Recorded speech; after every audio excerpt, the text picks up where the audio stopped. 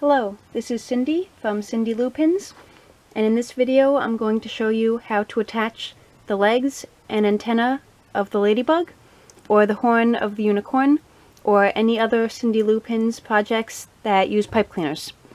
So first, when we finish sewing, we want to tuck our yarn under. Always put your needle somewhere safe. It's very easy to lose a needle. We'll just cut off the remainder. Now we'll take a hot glue gun and we'll do the legs first. So put the hot glue on the legs and put it on your project.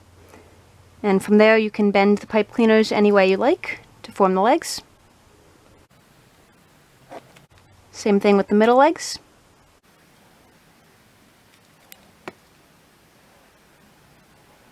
And the top legs, and then the antenna. Be careful not to burn yourself. This is the same concept with the ladybug as it is with the unicorn horn, or anything else that takes pipe cleaners. From there, we're going to put the felt on the back. I've got hot glue strings everywhere. We'll clean those up after. And then just fit this around the pipe cleaners.